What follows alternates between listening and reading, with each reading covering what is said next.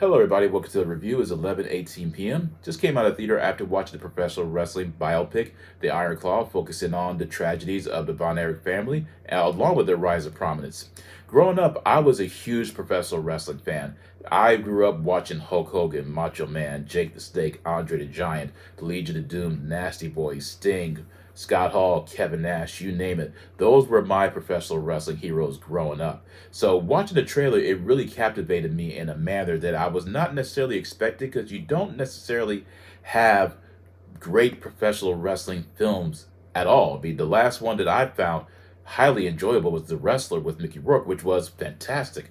But you don't necessarily have true serious films being made about those stories because I think to a certain degree professional wrestling still has a negative connotation surrounding around it when it comes to the media portrayal of those who are participating within the sport. Now, I know there are a lot of people who don't view professional wrestling as a sport, but I do because there is a lot of pain and intensity and training that has to go with how they're able to perform for the masses. They're made a lot of sacrifices for our entertainment. The Von Erich family, watching this film, I could not believe how dark and unapologetic and emotional and raw the overall storyline is. Because I always had a familiarity with the Von Erich tragedies because I loved Kerry Von Erich, the Texas Tornado. Zac Efron's performance, I would not be surprised if he's nominated for the Academy Award. It is hard to believe that this is the same man that started with High School Musical. He stated in an interview how training for this role was by far the most stressful, painful, disciplined, and intense regimen that he has ever experienced when it came to preparing for a role. And you could see it. He put in the work. I mean, he looks like what the professional wrestlers looked like within the 70s and the 80s. They all put in the work. His performance really captured the essence of this young man wanting to be the best and training and dedicating his life to wrestling while at the same time still not gravitating in a manner or accepting the toll that it was taken on his body. He simply, in a way, got into it because he wanted to win the adulation of his father. He wanted to have his father say that I'm proud of you, I love you, son.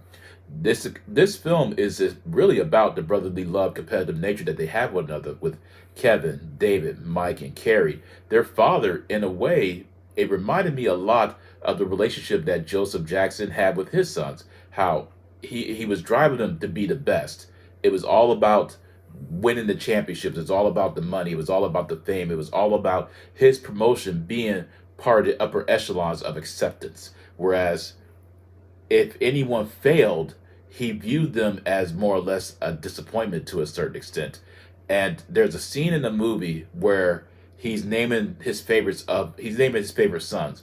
It goes like there's Kevin, David, Mike, and Carrie, but that order could change. And you're thinking to yourself, my goodness, I mean, exactly how in the world, what father would actually have favorites? I understand that every family's different, but the beautiful thing about this film is despite their competitive nature, even when one is more successful than the other, there's never a true sense of animosity with one another. They truly want what's best for each and every one of them, but there's still that drive to be the best, even in death. They're always finding ways to one up each other, but the relationship is emotional and beautiful.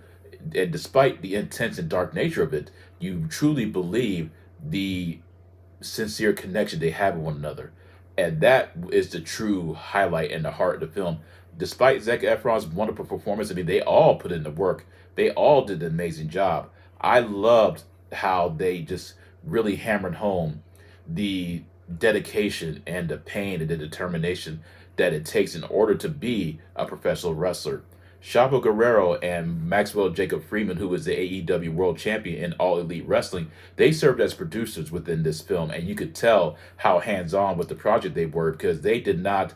They managed to focus on the extensive training methods, the extensive matches, and how the wrestling personalities of the 70s and the 80s are nothing that will be replicated ever again. It's capturing lightning in the bottle. You will never see the personalities of Ric Flair or Kerry Von Erich or David Von Erich ever again.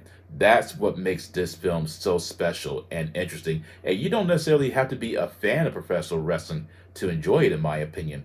You don't I will say you don't necessarily feel good after watching the story. It is very emotionally draining. It is dark, unapologetic, intense, and just you don't really understand the gravity of the situation really until afterwards, where it's just once you start coming down and you realize it in the state of decompression, you're finally accepting that wow, these men have literally destroyed their lives, bodies, livelihoods just in general for our entertainment, and you can't help but respect them and yet have a strong degree of sympathy for them.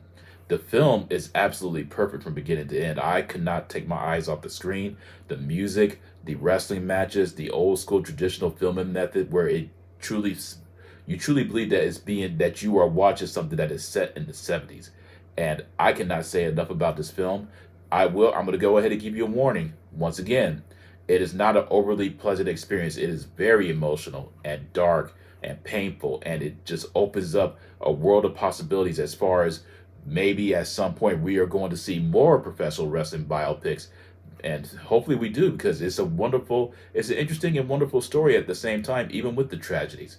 But I'm going to go ahead and give the Iron Claw, excuse me, 2 thumbs up, 10 out of 10. Highly recommended. Great acting performances with great music, raw intensity. I can't recommend it enough. Let me know in the comment section what you thought about it. If you have watched it, provide a like and visit me on my Discord if you're interested. I hope you all remain well, take care, and be safe. Peace out.